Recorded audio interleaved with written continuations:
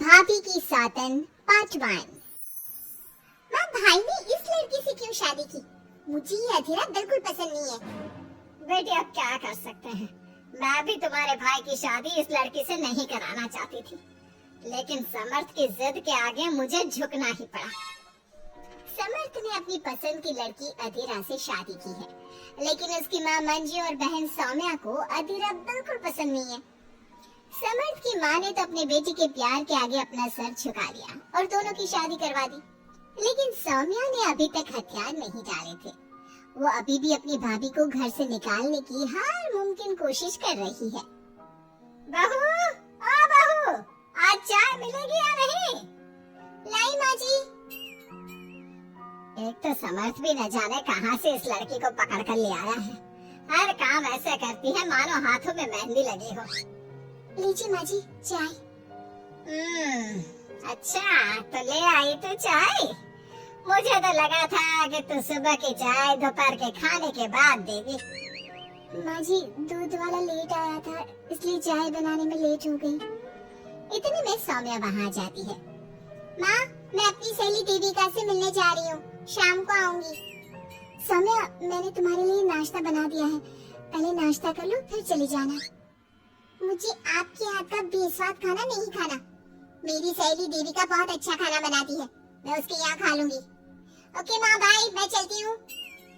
सौम्या के जाने के बाद मंजू अपनी बहू पर चिल्लाते हुए कहती है, बहू तूने इतनी बुरी चाय बनाई है, इससे अच्छा तो तू जहर पिला देती, कम से कम वो मीठा तो होता। अगर मेरे बस में होता तो चाय की जगह जहर ही दे देती। कुछ कहा तूने? अब नहीं माँ जी, मैं दूसरी चाय बना देती हूँ। रहने दे, मैं जा रही हूँ अपनी बहन के घर। तो घर का सारा काम करके रखना, शाम तक आ जाऊंगी। और हाँ, रात के खाने में कुछ अच्छा बना लेना। मंजू अधीरा पर हुक्म चलाकर चली जाती है। अधीरा बड़बड़ाती हुई किचन में जा रही होती है कि तभी समर्थ वहाँ आ जाता है। अधीरा नाश्ता लाओ जल्दी से, ऑफिस के लिए देर हो रही है। क्या करोगी नाश्ता करके? किसी को भी मेरे हाथ से बना खाना पसंद नहीं आता। आप ही बाहर ही कर लेना नाश्ता। लगता है माँ और सौम्या ने फिर तुमसे कुछ कहा है, तभी तुम्हारा मूड इतना खराब है। तुम माँ और सौम्या की बातों को बुरा मत माना करो। मैंने माँ के खिलाफ जाकर शादी की है ना, इसलिए वो तुमसे कुछ उखड़ी उखड़ी रहती है। लेकिन मुझे पता है, जिस तरह तुमने मेरा दिल जीत लिया, उसी तरह तुम माँ और सौम्या का दिल भी जीत लोगे। बातें बनाना कोई आपसे सीखे। अब आपको ऑफिस के लिए देर नहीं हो रही? हो तो रही है, लेकिन सोच रहा हूँ सौम्या और माँ घर पर नहीं है, तुम दिन भर अकेले घर में क्या करोगी? मैं आज ऑफिस की छुट्टी कर ही लेता हूँ। नहीं नहीं नहीं, मैं घर में अकेली रह सकती हूँ, आप ऑफिस जाओ। चलो जाओ और अपना काम करो। समर्थ ऑफिस चला जाता है और शाम को जब सभी घर आते हैं, अधीरा सबके लिए बड़े प्यार से खाना तैयार करके रखती है। सौम्या सबसे पहले किचन में जाती है। अरे वाह, खाने की तो बहुत अच्छी खुशबू आ रही है, लेकिन मुझे इस खाने का मजा किरकिरा करना ही होगा। सौम्या खाने के अंदर बहुत सारी हल्दी डालकर चली जाती है। उसके बाद अधीरा सबके लिए खाना लगाती है, लेकिन किसी को भी खाना अच्छा नहीं लगता। छी भाभी, कितना बुरा खाना बनाया है। इससे अच्छा तो आप हमें मना ही कर देती कि आप खाना बनाएंगी ही नहीं, तो हम बाहर से ही कुछ अच्छा खाकर आ जाते। कम से कम हमारे मुंह का स्वाद तो नहीं बिगड़ता। बहू, तूने हम सबको सुबह बिना खाना खाए निकाल दिया, और अब भी हमें बिना खाना खाए सोना पड़ेगा। क्या करती हो अधीरा? तुम्हें खाना बनाना भी नहीं आता क्या? दिमाग खराब कर दिया। समर्थ गुस्से में वहाँ से चला जाता है। उसके पीछे पीछे सौम्या भी जाती है। भैया, हमने आपसे कितना मना किया था कि इस लड़के से शादी मत करो मत करो, लेकिन आपने हमारी एक नहीं सुनी। आप मेरी सहेली देविका को तो जानती हो ना, सुंदर होने के साथ साथ हर काम में माहिर है। सौम्या देखो, मैं वैसे ही परेशान हूँ, तुम मुझे और परेशान मत करो, जाओ यहाँ से। सौम्या ने समर्थ के दिल में अधीरा के लिए नफरत डालने की कोशिश की। अगली सुबह अधीरा जल्दी सोकर उठी और सबके लिए नाश्ता बना लिया, लेकिन समर्थ बिना कुछ खाए ही ऑफिस के लिए निकल गया। सौम्या भी ये सब नोटिस कर रही थी। उसने देविका को घर पर बुला लिया। देविका, आज भैया बहुत गुस्से में है। आज तुम ऐसा खाना बनाओ कि भैया उस अधीरा की तारीफ करना भूल जाए। सौम्या, तुम ये सब क्या कर रही हो? तुम्हारा भाई शादीशुदा है, वो कभी मुझसे शादी करने के लिए तैयार नहीं होगा। लेकिन तुम तो भाई से पहले से ही प्यार करती थी ना। हाँ करती थी, लेकिन ये उन दिनों की बात है ना। चुप रहो तुम।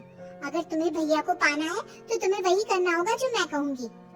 सौम्या ने जैसा जैसा कहा देविका ने वैसा ही किया। देविका ने बहुत ही स्वादिष्ट खाना बनाया। शाम को सभी लोग इकट्ठा हुए और सबने एक साथ मिलकर खाना खाया। इतना मजेदार खाना खाकर सबने देविका की खूब तारीफ की। समर्थ ने अपनी पत्नी को ताना देते हुए कहा, अधीरा, देविका ने कितना अच्छा खाना बनाया है। तुम्हें देविका से खाना बनाना सीखना चाहिए। अब तो ये रोज की बात हो गई। सौम्या हर बार देविका को अपने घर बुलाती और किसी न किसी बात पर अधीरा को शर्मिंदा करती। सौम्या अपने भाई की बात देविका से कराने लगी। अब समर्थ भी देविका से प्यार करने लगा। सौम्या ने अपने भाई से कहा, भैया आपको देविका पसंद है ना? अरे तुम ये क्यों पूछ रही हो? क्योंकि मैं चाहती हूँ कि आप देविका से शादी कर लो। अरे सौम्या, ये मुमकिन नहीं है, क्योंकि देविका मुझसे शादी करने के लिए कभी तैयार नहीं होगी और अधीरा भी इस रिश्ते से खुश नहीं होगी। आप देविका की चिंता मत करो, उससे मैं बात कर लूंगी। आप बस अधीरा भाभी को समझा दो। सौम्या की बात सुनकर समर्थ अधीरा के पास जाता है। वो उससे अपनी और देविका की शादी की बात करता है। अधीरा, मैं देविका से शादी करना चाहता हूँ। क्या? आप शादी करोगे? लेकिन क्यों? क्योंकि मैं उससे प्यार करता हूँ। प्यार तो आप मुझसे भी करते थे। कल कोई और लड़की पसंद आ जाएगी तो तीसरी शादी कर लोगे? देखो अधीरा, तुम्हें घर में कोई पसंद नहीं करता। तुम्हारी शादी मैंने माँ के खिलाफ जाकर की थी।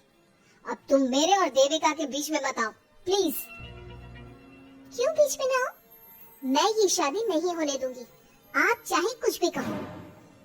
अधीरा के लाख विरोध के बावजूद भी सौम्या और मंजू ने समर्थ की शादी देविका से करवा दी।